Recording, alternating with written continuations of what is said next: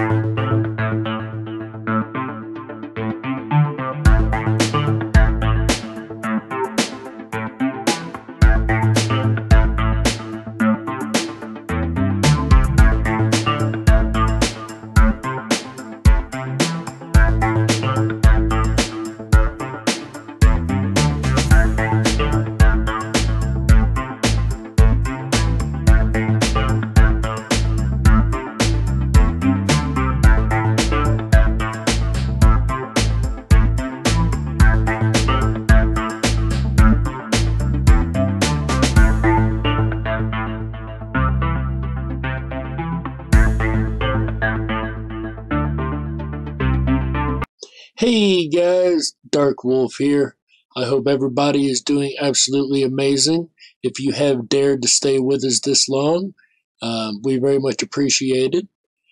I'd like to say thank you to everybody who has been supporting this channel. To those of you who are brand new to the channel, thank you for subbing and sticking around. We very much appreciate it. We hope we don't let you down. So I hope everybody has enjoyed the last video that we did. It was the first time we've done a documentary-styled video.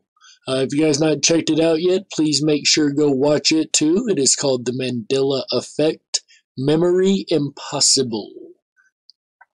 However, being that it was a documentary, some people claimed that it was a little too dry for their tastes and did not have enough action for them. So, without further ado, we're going to make up for that.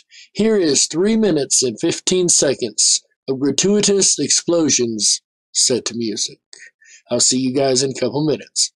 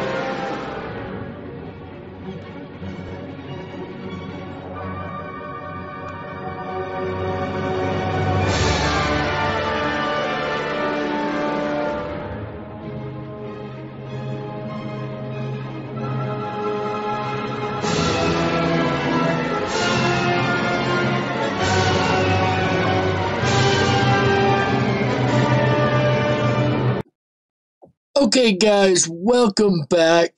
I hope you really enjoyed that. If you skipped ahead, you missed a really awesome montage. But let's keep this thing moving along here. So let's look at what we've found out so far. From our last video, we defined the Mandela effect as a large group of people that share a memory with specific yet distinct details that do not match. Breaking this down, we come down to either memory or reality being the cause of the Mandela effect. Well, in the last video, we marked out all the reasons why memory cannot be the issue. So, we're left with only reality.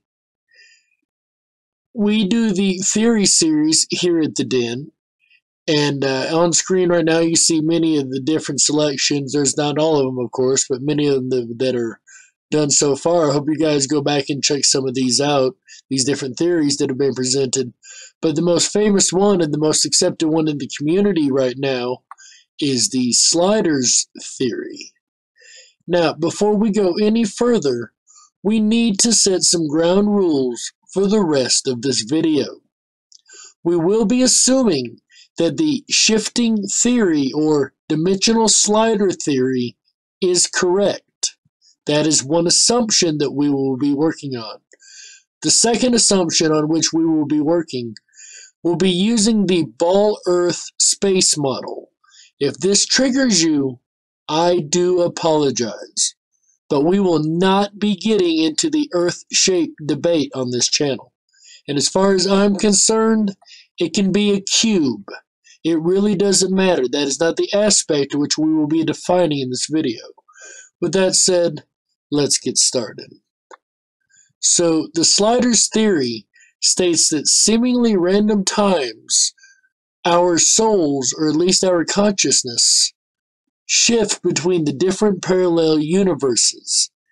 And this is originated from the teachings that we were all on the Sagitarius arm, all the way up there at the tip of that Sagittarius arm, instead of where it shows now us on the local Orion arm, which is a huge difference from where we were always taught. So, side note here, one of the troublesome things to me about this is, of course, that I went at this just as skeptically as I would anything else. So my first thought was, we most likely just learned new information over the years about our place in the Milky Way galaxy. That would be logical to me and make perfect sense. We've made new discoveries. However, no matter how much digging I did, all I could find was an article suggesting that we are actually heading towards Sagittarius, as oddly as that is. In other words, it is not like science come out and said one day, oh, we were wrong, we aren't over here, we're over there. All the history that I can find, including older textbooks, conclude that we have always been on the Orion arm. This is a jaw-dropper for me, because this, of course, coupled with the geographic changes, definitely suggests that we have switched to a brand new location within the Milky Way galaxy. Continuing on this line of thought, we also know that this Earth is smaller than the one that we all began on in the Sagittarius arm. This fact in itself is the key as to why we probably will not ever be able to return to our home Earth. I will let one of my favorite creators, Thoughty2, explain why this is a problem. Then I will come back and show you why this is so important. In Einstein's theory of relativity, he proposed, time is not a constant, it is neither a force, but a material, interwoven with physical space. Space-time, as it has come to be known, is akin to an elastic band, which can be stretched and contracted at will. It can also be bent. Time, therefore, is relative to the mass and consequently the gravitational pull of the closest and most massive object to you. There are Arctic terns that could migrate to the other side of the planet, before I could finish explaining special relativity and general relativity in suitable detail. That's if I could. 12,000 miles they migrate, twice per year if you were interested. But for now, let us assume a basic premise, that if you were to stand on this imaginary ZR42A, that time would progress slower for you than your brethren back here on Earth. This phenomenon is called time dilation. As gravitational force increases, so does the bending, warping, and hence dilation of time itself. When you have a weaker gravitational field, time flows faster. A stronger gravity causes time to trickle slower. But only from your perspective. So if you were to travel from Earth and stand upon the surface of ZR42A for a single afternoon, upon your return, everyone you knew and loved would be long deceased. Your home planet would be unrecognisable. Thousands of years would have passed, but to you the smallest flicker of an afternoon would be all that you had experienced. An unfathomably surreal afternoon, but an afternoon nevertheless. This effect isn't just perceptionary, it is as real as the butter upon my bread, and yes, it is actually a form of time travel. For in those short few hours you wouldn't have aged at all. Upon your return to an Earth many thousands of years older than you left it that very morning, your body would have aged only a few hours. In reality, time dilation isn't quite that powerful in the vicinity of most planets. This preceding example is knocking on the decidedly delicious doors of science fiction. But time dilation does exist. If you were to stand on the largest planet in our solar system, Jupiter, then for every second that passed by on your watch, then 1 second and 20 nanoseconds would pass by back on Earth. That's not even enough to affect the timing of a boiled egg, never mind the age dynamics of your relations, but it is unquestionably present. Okay guys, so keeping in mind what Thoughty just told us, here's the Sagittarius Earth. I know, the geography on this one is New Earth, but it's the only effect that I could find. So please don't murder me in the comments section. I'd appreciate it. Anyways, now that you see the Sagittarius Earth, here's the Orion Earth. Now, can you notice anything different? Yeah, I know, the map's completely different. You can quit screaming at your screen now. Here, let's put them side by side and make a little bit more of a comparison. Now do you see the difference? Different size equals different gravity well equals different time passage. In other words, although it's still a 24-hour day around the sun, the 24 hours passes more quickly than it did on the bigger Orion Earth. So it is, we're in a different time speed, I guess you'd say. As linear time passes, we become more and more phased out of sync with the Sagittarius timescale, which is why I conclude that by Einstein's theory, and especially after we've been here on Orion for so long, that we are simply too far out of phase with Sagittarius at this point to be able to move back there. Now, our experiments in the community have shown that time is moving at a different rate. Now you figure, guys, I've been dealing with this myself for over 3 years. And over 3 years I've been shifting through Orion Earths, if we're going with the shifting theory, which is the assumption we're making for this video. For 3 years I've been phasing farther and farther away from the Sagittarius time scale.